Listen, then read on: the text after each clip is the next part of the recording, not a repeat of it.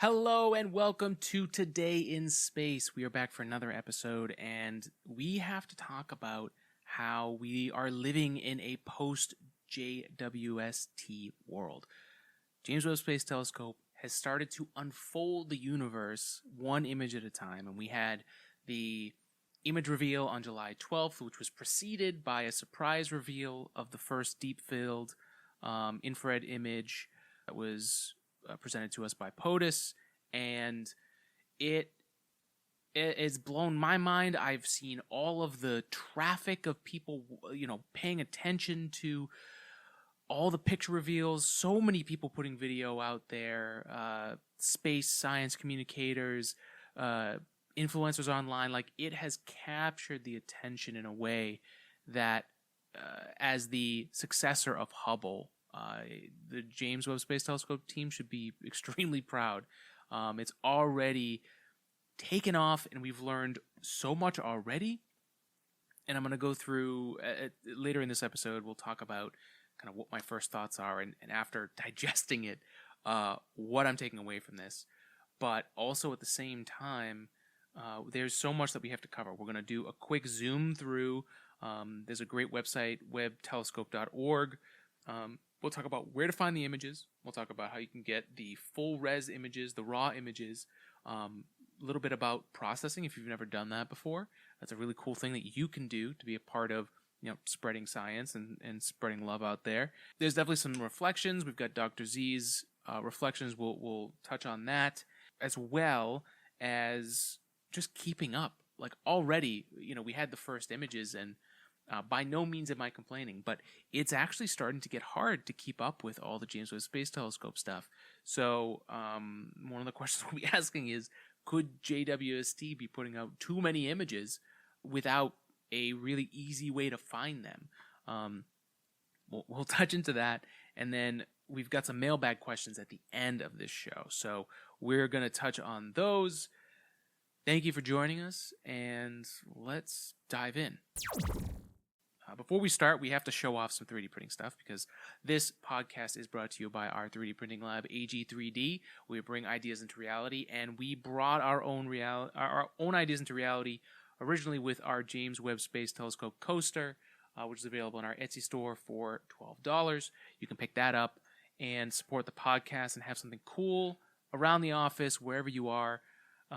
It's a great gift as well, and it helps support us. And then one of our first real resin prints, on our resin 3D printers, which we have in our basement, we have two types. We have the one that is like this, where I think most people have seen in kind of like labs at school, or really these are the ones that are most used in people's houses, where they use a piece of plastic filament and heat up through a nozzle and then make layer by layer.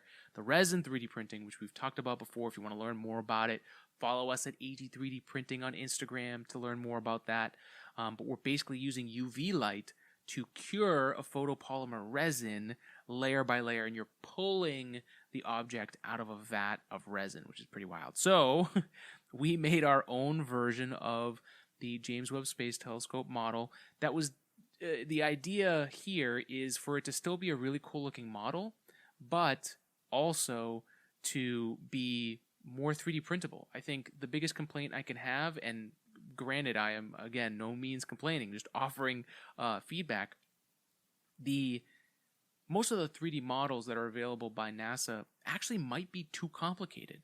A lot of the stuff that the 3D model library that NASA has available, a lot of it is like exact models of the spacecraft, the rockets, whatever it might be. I mean, there's a Space Launch Complex model, which is, I've tried to work through that 3D model, and if you're trying to 3D print that model, good luck.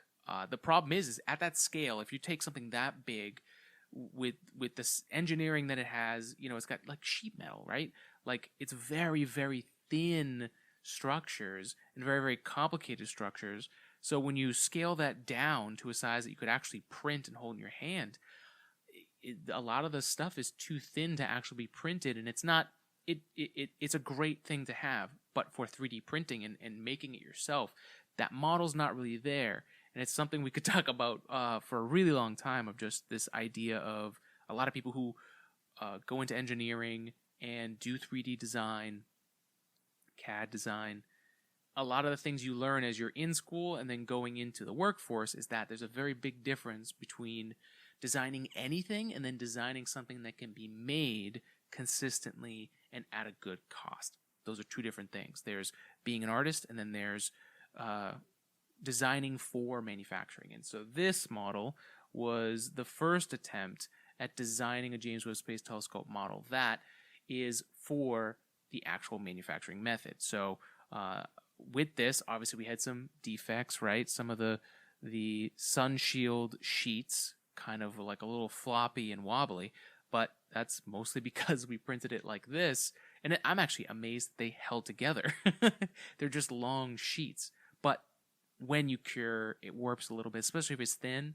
The UV light can move things around, and if it's not fully supported, it kind of just does its thing as it goes in and out of the vat, going up and down as the UV light cures it. So that's a long way of saying we are going to have this model available in our Etsy store.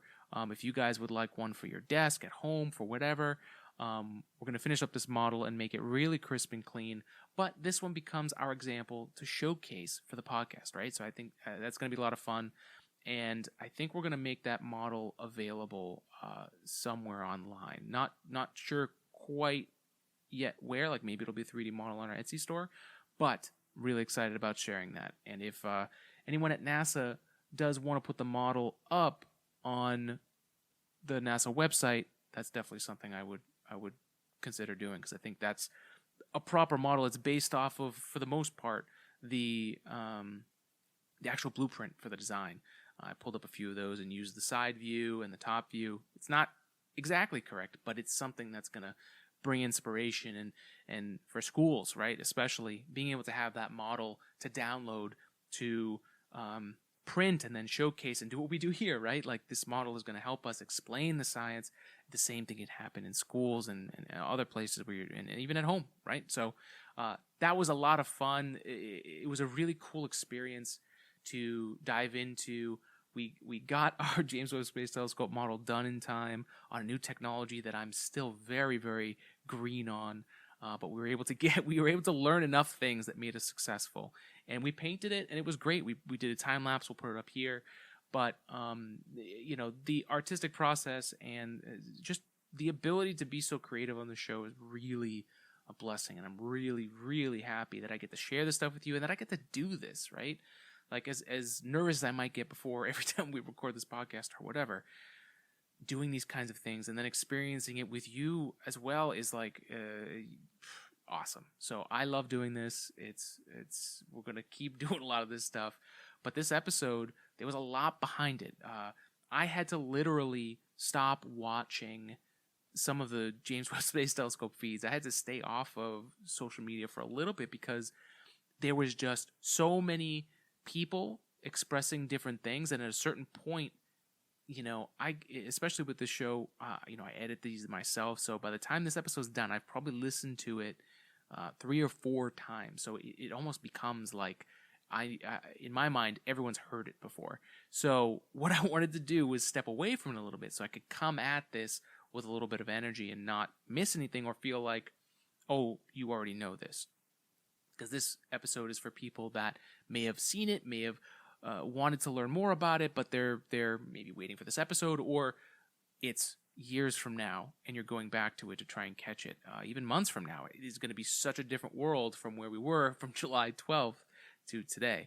And I wanted to make sure that I processed enough, gathered a bunch of stuff. I think one of the things I'm good at is researching for the podcast here. And so I took my time, research, and that's what we're going to get into. So the first images we saw from James Webb Space Telescope are some of the most detailed, they are the most detailed pictures that we've gotten from space. I can't think of anything else that's higher quality and data intensive with so many scientific instruments that can relay so much data for the unseen, right? The beautiful thing about an infrared telescope is it helps us look as far back into the origins of the universe as possible. It's one of the technologies, the oldest light, the earliest galaxy formations and black hole formations we're going to be able to look back at, to a point just after the Big Bang, when the first things were starting to evolve, when mass was starting to accumulate and light was developing. So there is a lot here. And the first deep-filled image from James Webb Space Telescope is mind-blowing, to say the least.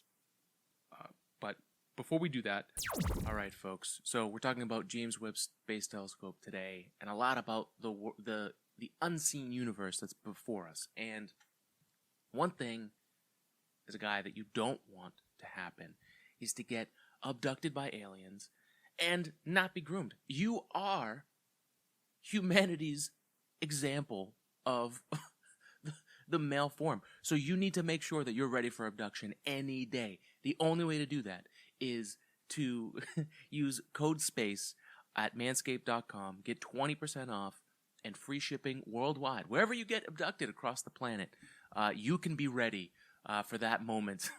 Just like the golden record on Voyager, right? We need good representation here, folks. So, guys, make sure you got the right tools for your family jewels. Go to manscaped.com. There's the Performance Pro package. There's anything on the store, you can get 20% off and free shipping. So, Manscaped offers precision engineered tools for your family jewels. We've got them right here. Here's the Lawnmower 4.0. That LED light points exactly where you need it. Even if you're, in the middle of, right before you're getting pulled up by that UFO, you could do a quick Manscape while you're there and not have to worry about it. The Weed Whacker for your ear and nose hairs. It's the right tools for you to groom and have that part of your, regular part of your wellness, right? Taking care of yourself. For me, it's great to be able to go in there, not only groom, which is a part of just life and taking care of yourself, but it's easy cleanup, right? We talked about this last week. They give you those sheets of newspaper that you can put down, catch all the hair, dump it into the trash, and your cleanup's done. I think that's one of the biggest things that I definitely struggle with, and I think stops guys from trimming up. So manscaped.com, code word SPACE, 20% off. Use that code, help support the podcast, and get free shipping on this when everything is just costing way too much money. So again, 20% off, manscaped.com, code word SPACE. Make sure that you're representing humanity well when you get abducted by aliens, okay? That's it. Back to the show. There's a few things that I want to point out. A lot of people were asking, what am I seeing? What are in these images? And we had a plethora of things that James Webb Space Telescope was able to show us, and I think there's really two major groups here, right? Or three, I should say. The first is that what James Webb Space Telescope allows us to do is see the unseen universe, right? I love the hashtag that James Webb Space Telescope has, Unfold the Universe. That's literally what they're doing, and that's one of the main feelings I had about this first set of images, is that there is so much out there in the infinite abyss of the universe, right? And I've tried to express this before, and I think maybe I'm talking to too many people who know science and space at a really fundamental level. There seemed to be this consensus, or this almost intellectual pitfall that, and this happens a lot with the alien conversation and UFOs and things like that, that I think James Webb Space Telescope has changed the narrative from, space is an empty void, there's nothing out there, we're all alone, to there is so much out there at such a scale that's so hard to define. And even things that Hubble and other telescopes have been looking at for years, it's exposing so much of the stuff we didn't even see that was there. And when you take that eye and look at the universe with that, it is a really, really wild thing to think about our place in the universe and how expansive, and to think that it's constant, it's continuing to expand as we speak and developing. And a lot of the things that we see, and this is a good segue here, there are things to look for when you look at a James Webb Space Telescope image. Especially for the deep field image, it's very pronounced here. But even on the Carina Nebula and others, whenever you see that six-pointed light that's in any of these images, that's actually a star. And the reason is there's a refraction that's going on with the alignment of the 18 gold panels, right? So the way that these panels work is each of these primary mirrors deflect light into the secondary mirror, which pushes it into all the instruments and the observations. And what that allows us to do is take each one and then refine, and we showed this on the animations for the James Webb Space Telescope before it actually, when it was doing its instrument commissioning, so you can look back at that episode. We'll try and add a link here so you guys can check that out to learn more.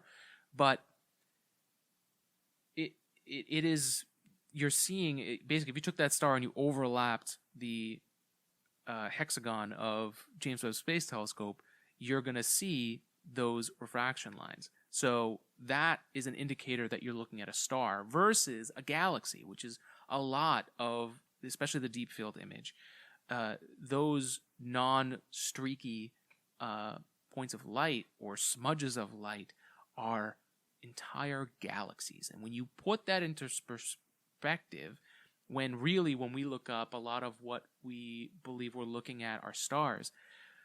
When you look at this, and that galaxies are, there's so many of them out there.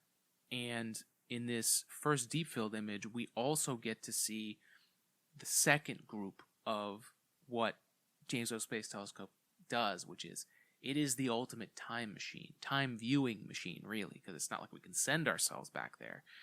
But just like all things astronomy-based, and light that we're looking at and absorbing and trying to take in from the universe, is light that has traveled here. And at the scale of the universe, that takes time. And so a lot of these things that are in these images, I mean, so right here, the first James Webb Space Telescope image that was revealed by the president, this is a patch of sky, approximately, you've probably heard this, but again, this is why I moved away from social media, because I wouldn't say this, because in my mind, too many people have said it. But it's a great example. This image, this deep field image, and I'm going to start recording here on my iPad, which we are using our rocket ship phone stand, which is available on our Etsy store, ag3dprinting.etsy.com, shameless plug. We've got our iPad right here. If we look at that image, if you zoom in, you can see this gravitational lensing that's going on. And so not only are telescopes these time viewing machines, and James Webb Space Telescope allows us to see further back into the history of the Big Bang, the light that's still coming at us from that original time, right afterwards. What we are able to do is crazy. But this first image, this gravitational lensing, so it looks like there's some smudges of light. That is a supercluster at the center of galaxies. And there's so much mass in that galactic supercluster that it's warping space and time around it. This is something we know that it does. Einstein's general relativity was proven out when they looked at the lunar eclipse and they were able to see a star. They knew the original position of the star, and as the star got closer to the edge of the moon, you could see that the position changed, and that change in position proved out that space and time warps. So when you have enough mass, this happens. And this galactic supercluster has so much mass that it's warping the light like a sphere around it. And those smudges are distant galaxies behind that galactic supercluster that we can't see because that cluster of galaxies in the way. The light is bending around that supercluster, and we're actually able to piggyback off of this gravitational lensing to look even further back in time, which is crazy to think, because this, as I started to say earlier, God, this stuff just drives me crazy. It's so wild to think about. All right, I've got my handle here again. Okay, this entire image is approximately the size of a grain of sand held at arm's length by someone on the ground. So if you look up, hold a piece of sand, you look up, that's the patch of sky that we're looking at. And it reveals thousands of galaxies in our vast universe. And so if you think about that and you spread it out over every direction on the other side of the planet, if you're able to be on every part of the planet and look up at the sky at the same time and get the full scale, it would be filled with stuff. And the fact that we can use general relativity and the warping of space and time to peer around and find these little,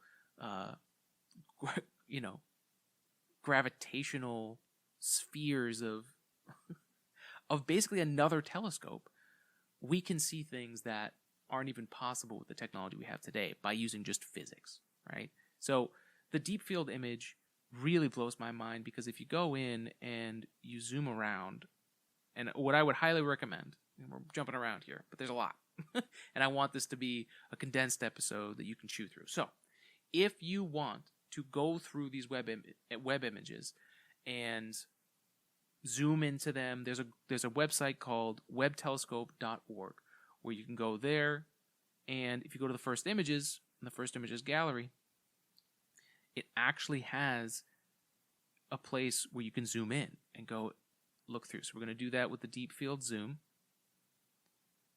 Maximize this. So if we go in, you can see our stars, right? We now know we got those little spikes. All right, those are our stars. Go into that galactic supercluster and look around. So this, right, smudge right here, is a galaxy behind that supercluster. If you look around, I mean, there's just so much out there. I follow a few people online who are astronomers, and they, deep sky dudes. One person who comes to mind, shout out to him. If you don't follow him, please do. Even when he was going through this supercluster image, even he was saying there's stuff in there that he wasn't even sure of. And it's really cool. The only downside, and I guess we'll jump into this, the only downside with that, and the fact that we have all this data to go through with each image, and the release schedule that they're trying to do in the limited time that they have with James Webb Space Telescope, I am concerned that there's too many websites for James Webb Space Telescope. There's no central location, especially in this day and age where we're not sure what information is true. You may just pick up on a headline.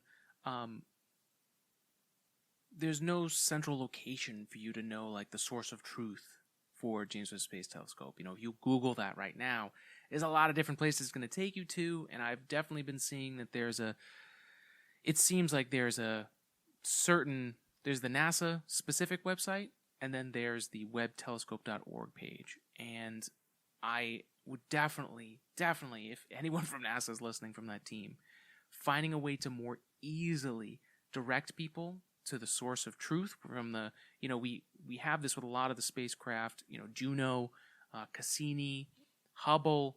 There's a location to go to for you to find those images.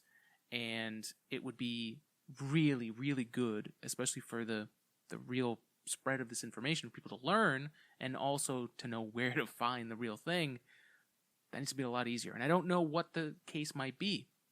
It could very easily be that because this project is multiple different agencies, right? So we've got NASA, we've got James Webb Space Telescope. We've got NASA, we've got the Canadian Space Agency, and we've got the European Space Agency. And that's just like the major three groups. And there's so many different people working on this project.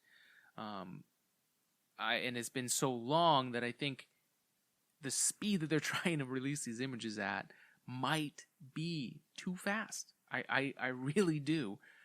Especially if there's no real easy way to find the original image, and also what they're doing, which I like, which is organizing the images in a nice way to experience them. I think that's a separate thing from the source of truth, and I think the source of truth is built by somebody who's very smart, but that's what I would guess from it. But the procedure, the ability for the average civilian to actually access that is too difficult.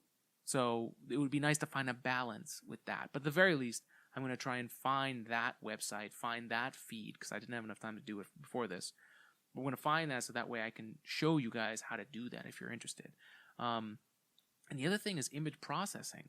You know, I did this for Juno and Cassini and some of the other spacecraft that have traveled the solar system. And you can do this too.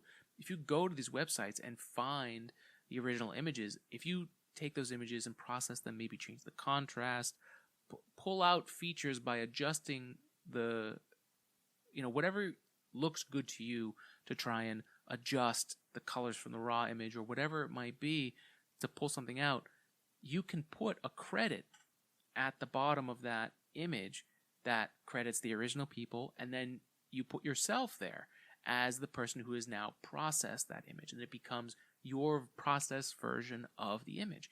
And you can actually, in some cases, submit them to those teams, and they'll be available to go up.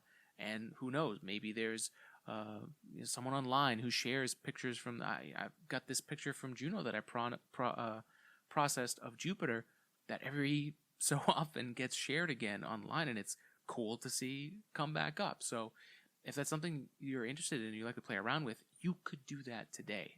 That's something that's available to you, and the fact that these images are free for everybody to access and to use, as long as you credit people, right? That's the right thing to do. You can have a lot of fun and reach and share your love of that picture and what you've done of that experience, of that capture of that thing in space. And James Webb Space Telescope's got a lot there. So I think this is a good time to go through some of the reflections here. Let's break this up and go to reflections from Dr. Z. So Dr. Thomas Zerbuchin, I apologize if I just brutalized your name. He sent out a tweet on July 19th, and this is Stephan's quartet, which is the image from It's a Wonderful Life. This is the image. I had no idea, but as soon as that came up in the NASA article for the first image reveal, I was like, oh my God, that is what that is. But Dr. Z here has this picture there on a tweet, and he says, there are a few times in history when we humans look at nature in an entirely new way, and NASA Webb has already begun to write the next chapter in our cosmic story with its new images. Read more as I reflect on this monumental achievement in my latest blog, so you can go there. We'll have that link in this week's podcast.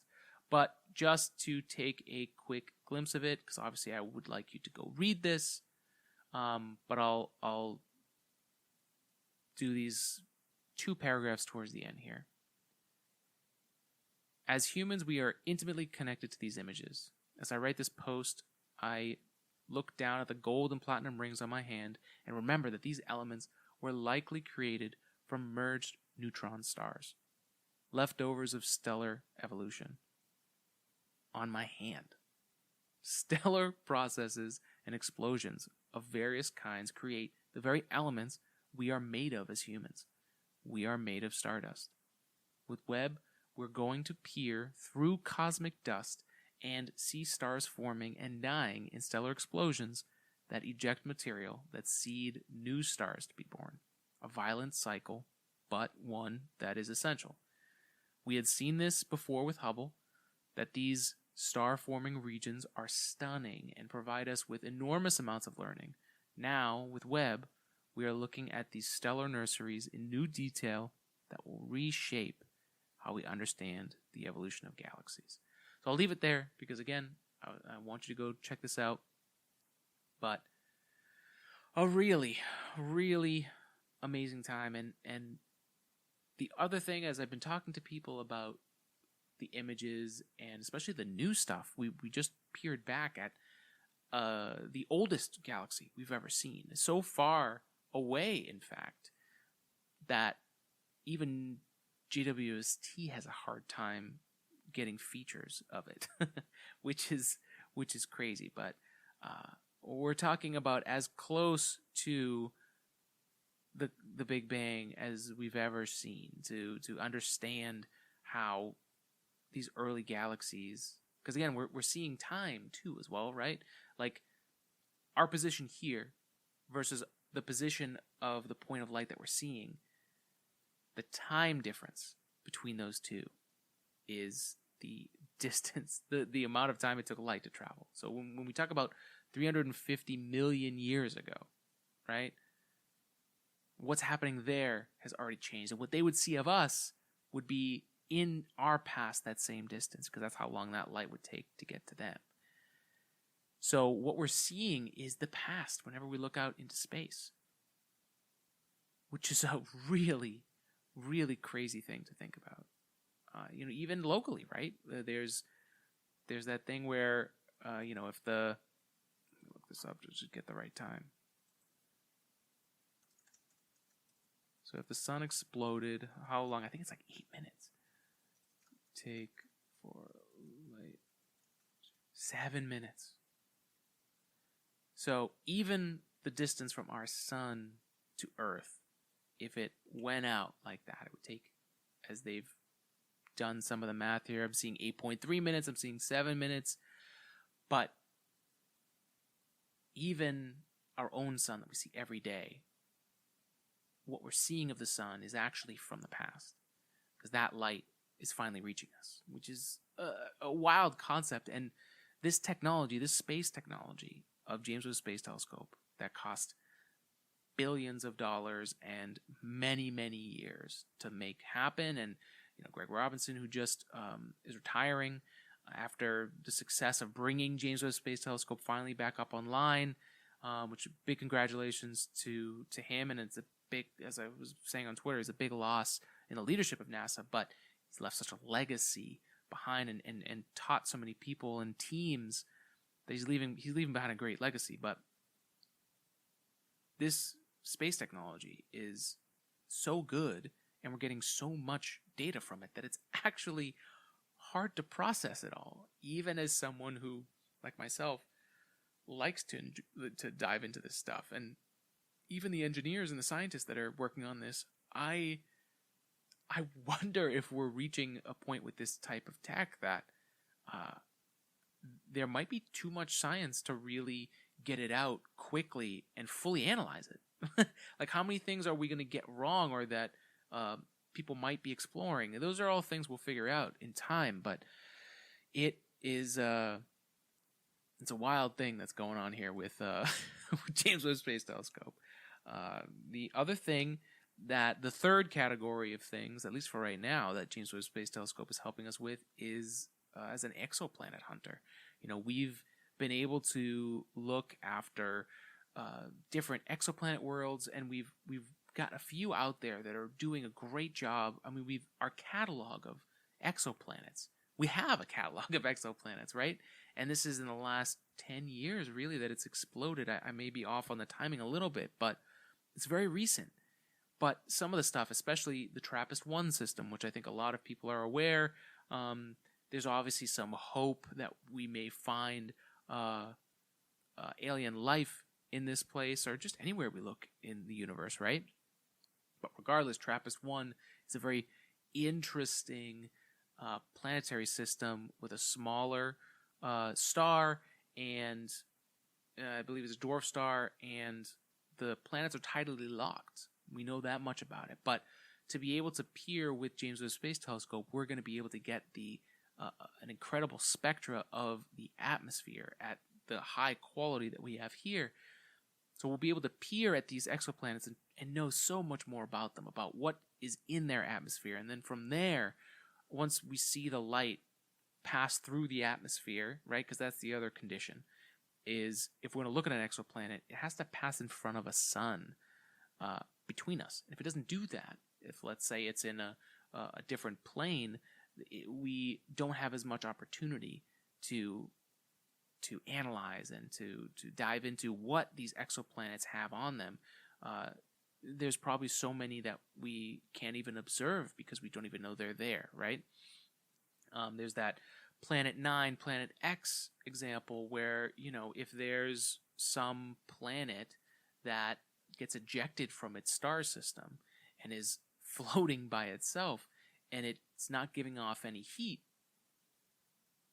we wouldn't be able to see it. If there's no star or there's nothing as we're looking at it going behind it so that we see it pass in front of light.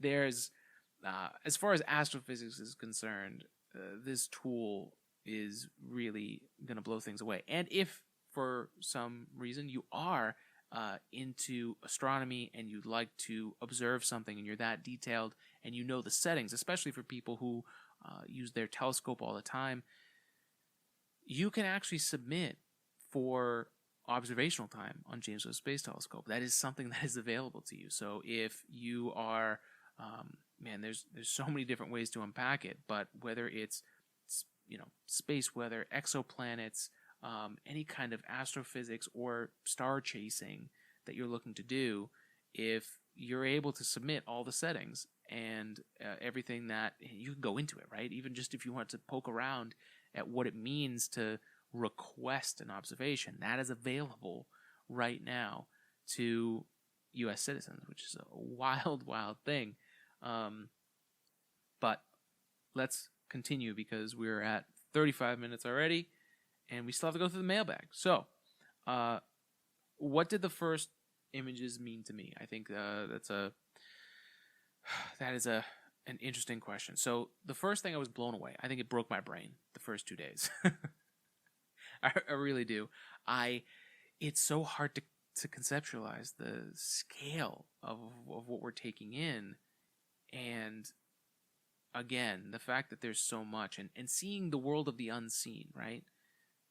Some of the things that we have observed before on, say, Hubble, and there's been a lot of great examples of this, of people putting up comparison images, like the Southern Ring Nebula, right? Like, we've looked at the Southern Ring Nebula before.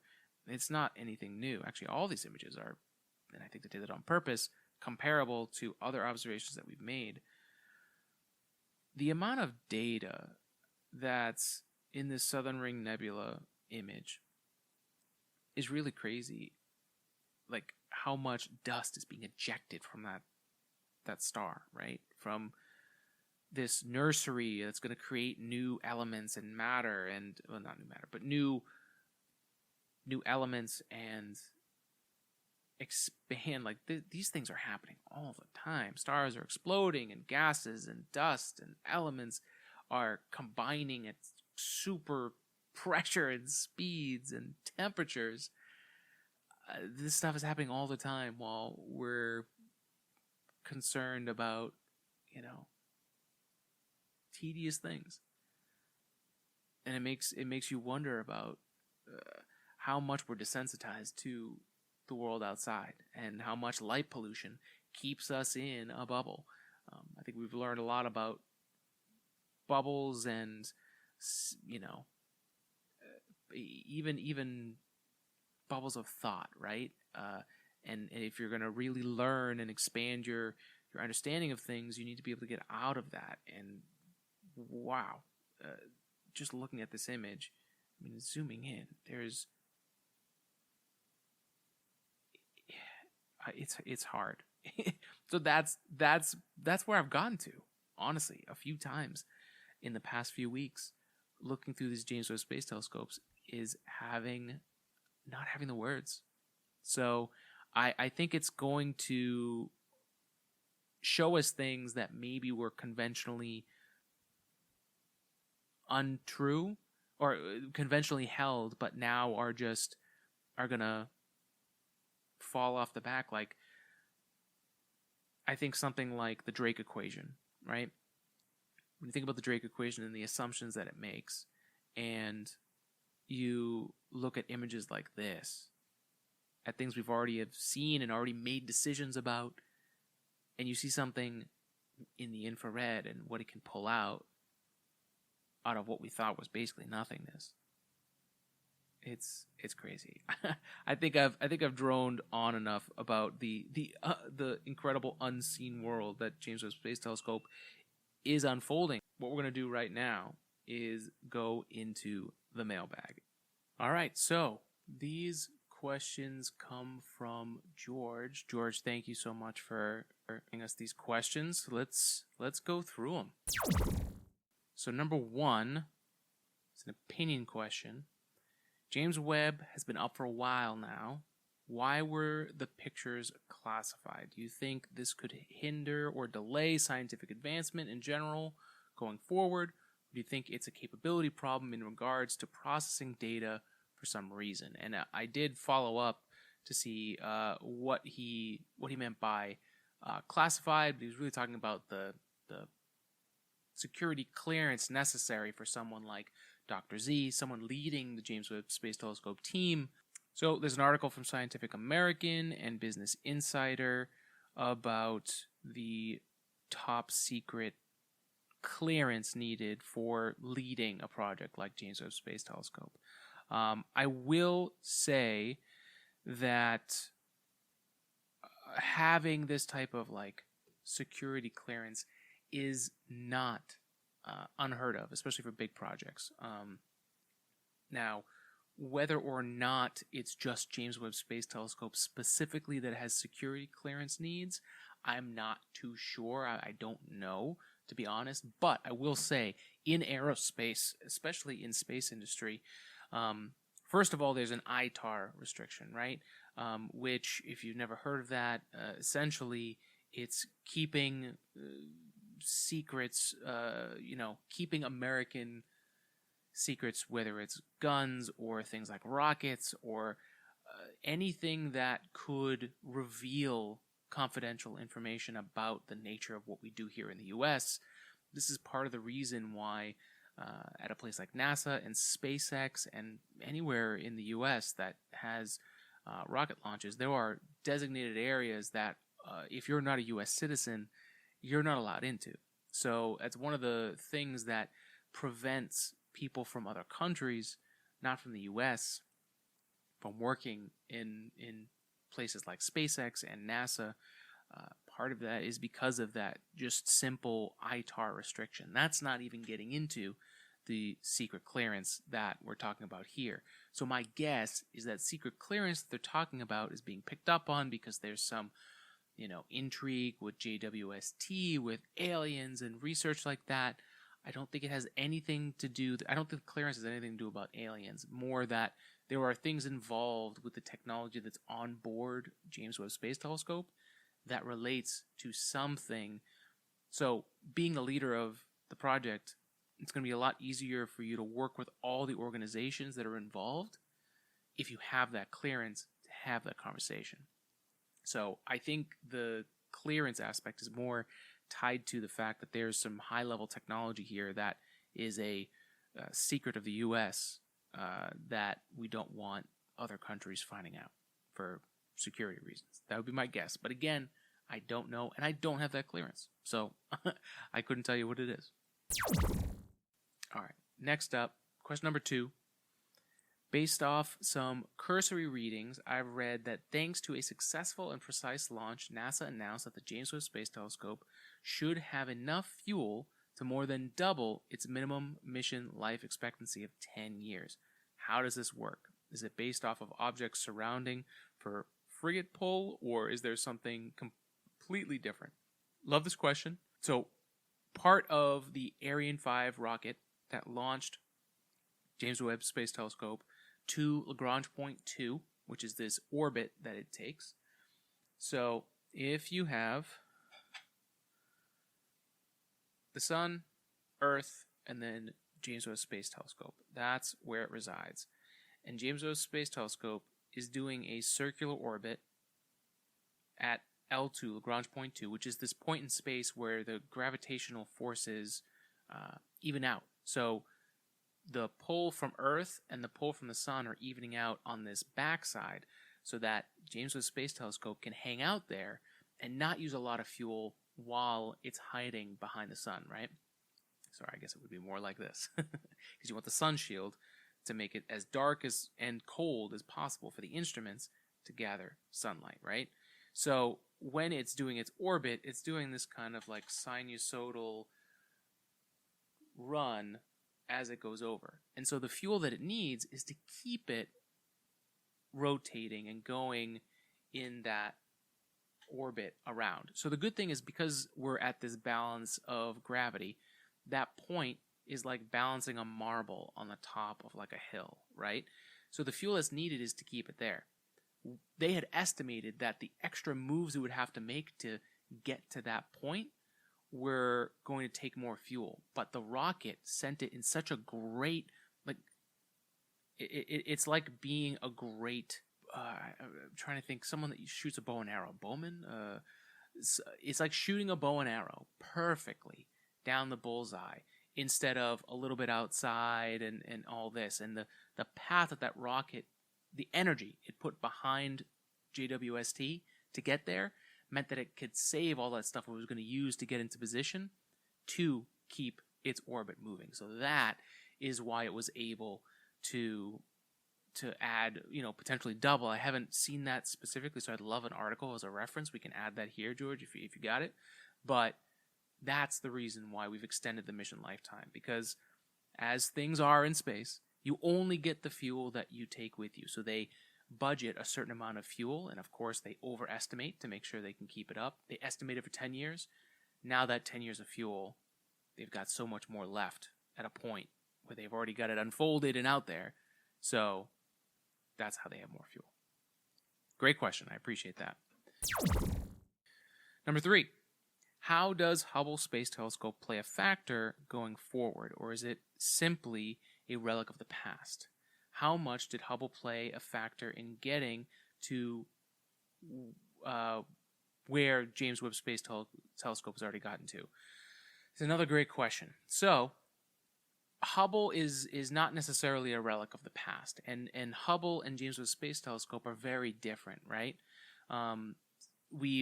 What I would highly suggest, we were able to jump on some Twitter Spaces with the James Webb Space Telescope team before the images, so we were able to ask questions among many other people, but I was lucky in 2 instances that I had the free time, I was able to ask a question live.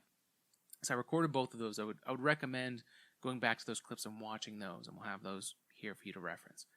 But to talk about the first one, some of the major things is that with all the incredible detail that JWST is getting us, the amount of viewing space that Hubble has in our own visible light, you're getting images that really showcase an enhanced version of what we can see that's out there.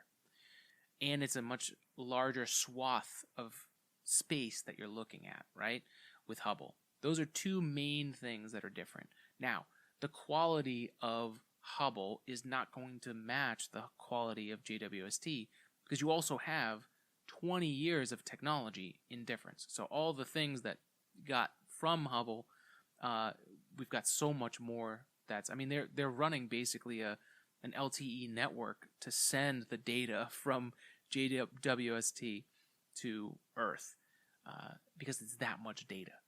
And that's another big factor between Hubble and JWST. The amount of data in each viewing path that JWST has is way more. But that also comes with a smaller viewing of the sky. Now, the infrared, red light specifically, there are some really incredible sensors that have never really been on anything else that JWST has on board. But with that comes a limitation of the choices they made in the design. It limits the amount of viewing space that we have. So I would say Hubble, as long as it's able to stay in orbit, is going to be huge. The other big thing too is Hubble is in basically orbit around Earth, so it actually interferes with the atmosphere a little bit. And JWST is far out at Lagrange point 2, and at that point it has complete darkness. The temperature is really cold, which means the instruments, the cryogenic instruments, are going to be able to perform. Hubble's always fighting itself to get good pictures, and that's just the nature of where it is in space. Now, that's better than having something on Earth looking out, right? Because you've got to go through that whole atmosphere. Hubble's better, but the position of James Webb is so much better. The challenge with James Webb Space Telescope is if something happens out there, you can't fix it. With Hubble, Hubble had that issue where the mirrors were misaligned when it was first up there. We were able to send a space shuttle to Hubble to work on it physically. So as long as Hubble is able to keep its electronics and whatever fuel that it needs in place and in orbit, Hubble will continue to operate. Of course, unless they decide to cut mission funding to keep that thing going. JWST has a shorter lifetime, but is able to do so much more in the tinier viewing screen that it does have. So they're definitely going to have to be good about planning out who gets to see what and how much we extract out of those extra 10 years that we talked about before. So, number 4. Could you explain Thomas Zurbuchen, NASA's Associate Administrator for the Science Mission Directorate statement on the picture below? As Webb aligns and focuses over the next few months, these 18 dots will slowly become a single star. And George is saying, why not just show the full star at once with these pictures? Does it have to do with how the telescope was designed, or is it something else? We touched on this a little bit, but there are 18 panels of the primary mirrors. So on each of these, those dots that you're seeing, each one is going to get a dot. And then those images from those 18 are going to reflect off the secondary mirror into the devices on James Webb. So when they're getting those images, this reflection is reflecting here. So you're getting those 18, and then what Webb has to do is they have to focus all of them in to a single point. Now what this does, as opposed to a single mirror, right? A single mirror, you just get that one view of whatever your light you're taking in. If you have 18 of these and you're able to dial them in, you're almost getting the animations of this are crazy, and I'll attach this link and we'll add this video real quick, time lapse of what they did to dial that in. You're getting so much more of one point of light.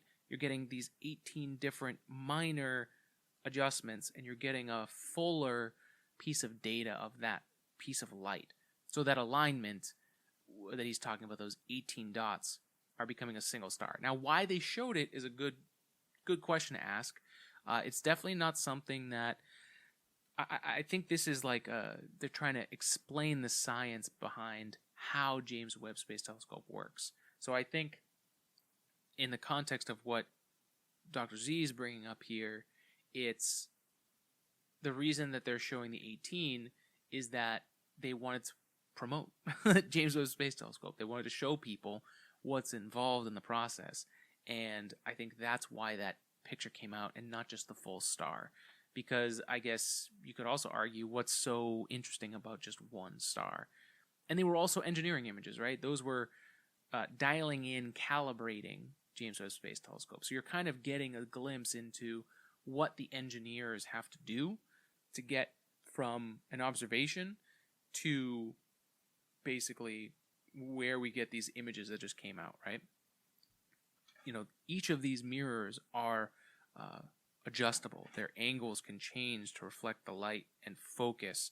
So the cool thing is that with these 18 primary mirrors, you can refine for distance, for exposure. Like, there's a lot you can do, and since all of those mirrors are changeable, you've got that.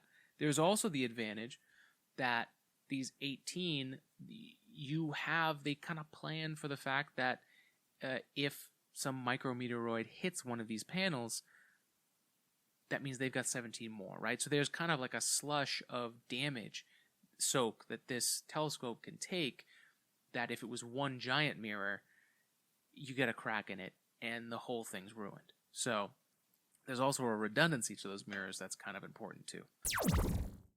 And the final question from George, again, thank you for sending in your questions. You can send in your questions anytime at todayinspacepodcast@gmail.com or DMing us at Today in Space on TikTok, Today in Space Pod on Instagram or Twitter, and of course our Twitter page at El Greco ELGR3CO, and our Today in Space podcast page on Facebook.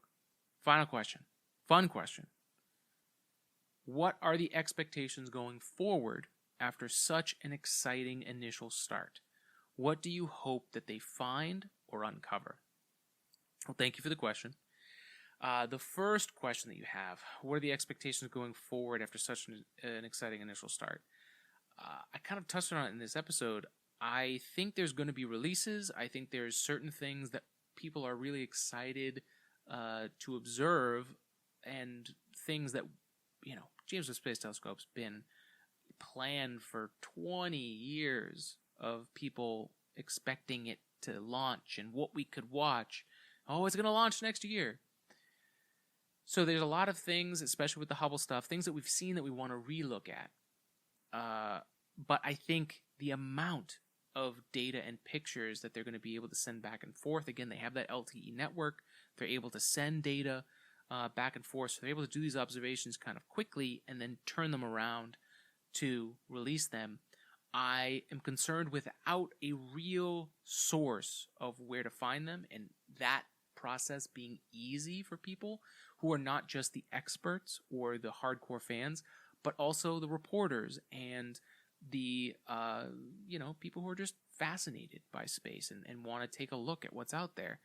I think that is I'm confused about the expectations of that going forward, because we've already seen infrared image of Jupiter. We've seen the oldest galaxy we've ever seen, and there's also some others that came out. There's so much that's already come out that even I've missed, that I hope they have a regular cadence or like a regular check-in with folks to be like, hey, here's this batch of images from August or something like that, right? August for JWST. Something like that could be released continuously, is tailored to a message that is not super technical but explains the complexity of the situation, right? And the beauty of what we're seeing in James Webb. That's my expectation going forward of what we should expect from NASA. And especially if, it would be a shame to get all this data and then it gets kind of shoved under the rug because there's no room for it in our daily lives, right? Or it's not easy enough to get, so then we just don't see it. So that is expectations going forward. And what do I hope that they uncover? I hope we find things that shatter what the old expectations were of space travel and what's out there, to inspire us to marvel in the amazingness of our universe, that it exists, that we exist in a plane that's constantly expanding, right? I think I am looking forward to what happens with the TRAPPIST-1 system. I think it's a really interesting place to look, and who knows what we might find on these different exoplanets, what types of things in their atmospheres they might find. Like the exoplanet that we took a look at here with James Webb, that showed signs of water in that atmosphere. That type of thing is like, to find water in many places would be a shocking revelation, and to have data behind that, right, would be really impressive. To find different things that we've looked at, signs for life, I think would be incredible. But also things that pass by. We had Oumuamua that passed through.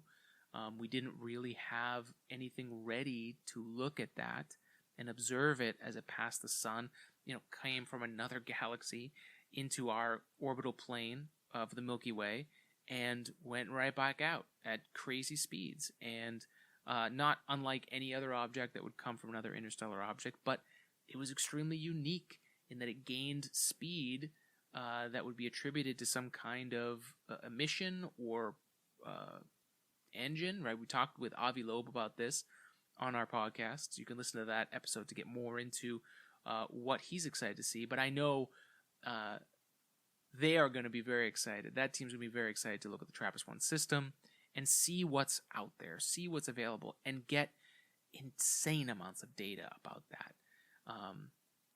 I'm excited for those types of things that are going to reshape how we look at it. I mean,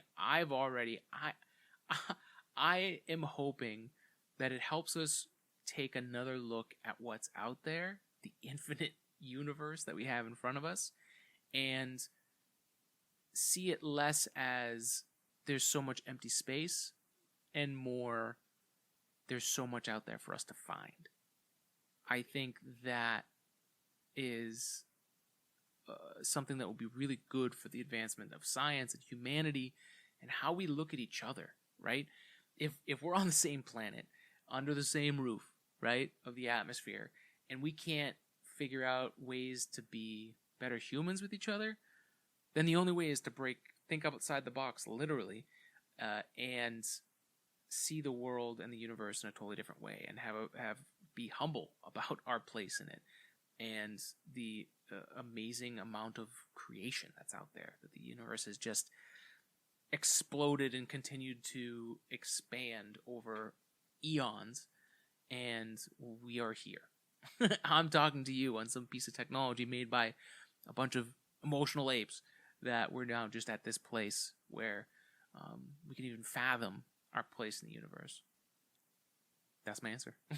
So thank you for the questions. Again, if you have any other questions, please send them in. But George, thank you for those. I really appreciate you taking the time to share your questions and your links to stuff too. But that's it, folks. That's this episode. Please, if you have any thoughts, or if this stirred a new idea in your head, or things that you would be excited about for James Webb Space Telescope, please let us know. Reach out to us. Today in Space on TikTok, Today in Space Pod on Instagram and Twitter, and of course our Facebook page, Today in Space Podcast. Email us at todayinspacepodcast@gmail.com. Support us through AG3D. AG3D Printing is our 3D printing lab.